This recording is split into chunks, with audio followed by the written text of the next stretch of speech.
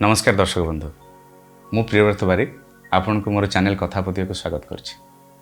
वर्तमान चलचंचल जीवन शैली रे कहा सहित बसी पदिए कथा हेबा तो संभव होनी, किंतु से पदिए कथा बेले बेले मनर मानस कोण लुचि रही से गभीर क्षत को भी भल करि पारे, सेटा आपण मान भी भल भाव जानते। सेथिपाई मोर ये चैनल कथापति मु सत चेष्टा करी जे मोर विषय गुड़ाक जेते क्षुद्र एवं सूचना योग्य हो। तेबे आसंतु आरंभ करिबा आजिर विषय छता डिपार्टमेंट। 2020 मसीहा कथा मु जगतसिंहपुर रे रहउथाय। दिने सकाळु मॉर्निंग वॉक रे चली चली जाई गोटे बिल ढिपरे पहुँचले। सेठी गोटे साधु गोस्वामी मंदिर प्रांगणटी भारी परिष्कार। मनटा खुशी हो गला। मु जाई मंदिर बेढ़ारे बसी पड़ली। सकाळु चली चली जो जाइथिली देहटा जो थकी जाइथिला, सकाळर सुरभि से पवन ठंडा पवन देहरे बाजी मनटी भारी प्रफुल्लित लगिला। किंतु एका केही भी नथांती सेठारे। किछि समय परे जणे वृद्ध बयस किछि नहले भी 60 रु 70 हबो आसी पहुँचले। आंठु लुचु नथिबा गोटे खदी लुगा देहर गोटे नाली गामुछा आसिकरे मंदिर बेढ़ारे बसिले।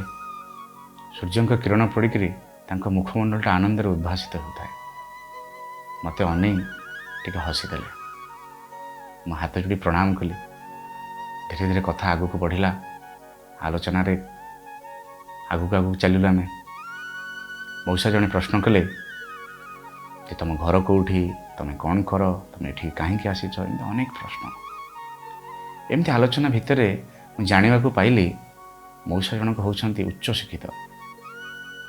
रेभेन्सा कॉलेज रू से संस्कृत रे एमए करछंती। शुणिक मत भारी खुशी लगिला। एमती कथा हो आमे जाई पहुँचलु कालिदास रचयित काव्य मेघदूतम उपरे। मौसा मुखर मेघदूतम दी 3टा पद शुणिला परे मो मन एते खुशी हो गला जे मैं खुशी रे कहि पकेली, मौसा आपण समय रे पाठर मूल्य बहुत बेस बुझुथिले। नहले 40 वर्ष तले पढ़िथिबा पाठ आपण एबे मन रखिछंती। मेघदूतम काव्य आपण मुहे मुहे कहि दउछंती। मौसा ठोठ बाजी हसी उठिले। तांकर हस सेतबे जदि आपण माने देखि थांते कोनोसी दूर ब्रह्मांडर नक्षत्र ठार भी कम नथिला तांकर मुखमंडल। मो मस्तिष्क साहित्य रु धीरे धीरे विज्ञान को जंप करुथला गला बेले मौसांकर कथारे पूर्णछेद पड़गला। मौसा कहिले तांको समय रे रेभेन्सा कॉलेज गोटे डिपार्टमेंट थिला, ताना छता डिपार्टमेंट। पिला माने कॉलेज गला बेले घर बाहरती हाथ में समस्तंकर गोटे गोटे छता। तेणिक वर्षा हो किंबा खरा हो छताटी धरी कॉलेज पहुँचती। डिपार्टमेंट छताटी को डिपोजिट करी से गोटे टोकन नहीं से माने क्लास को जाते। क्लास सारी फेरला बेले टोकन टी फेरे छताटी को धरी पुणी घर को फेरती। मने मने भाविली जे सेमानक समय रे छतार भी महात्म्य बहुत बेस थिला। मौसा आगू कही चलले, कहले तुम मानकर तो आजिकल आधुनिकता मानसिकता एमती होती जे तुम मैंने कौन सी कथार मूल्य बुझो ना। तापर मौसा आगू कही चलले, कहले बाबा तुम जानिछ रोम रे जड़े जेनेराल थिले, तांको ना जूलियस सीजर। से जेतेबेले तांको राजधानी रू युद्ध पई सीमा को जानती तांको 3 वर्ष समय लगे। दीर्घ 3 वर्ष गोटे जेनेराल स्त्री पिला को छाड़ी सीमा को जीवा तार मस्तिष्क केते चिंता, किंतु तथापि से स्थिरतार सहित जाई से युद्ध जीति रोम को आगक नहीं चलते। किंतु तुम मानकर तो आज से स्थिरता नहीं।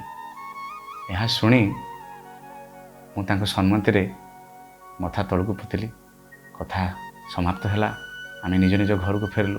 बाटर फेरला बेले मौसांकर से छता डिपार्टमेंट बारंबार मो मुंडे आसुए। मो हाथ में थी बाड़ीटा भी मत भारी मूल्यवान लगुए। घर पाखे पहुँचले।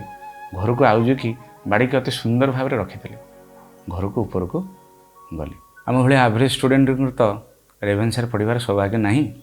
किसी बंधु जाना पाइली जे से छता डिपार्टमेंट आउ नाही। आशा करुँचे आज विषयटी आपन को बहुत भल लगी। जदि भल लगी कमेंट सेक्शन रे आपन मतामत दिंतु। चैनल टी को सब्सक्राइब करंतु, वीडियो टी को लाइक करंतु। आमे आगु को एमती अनेक कथा। धन्यवाद।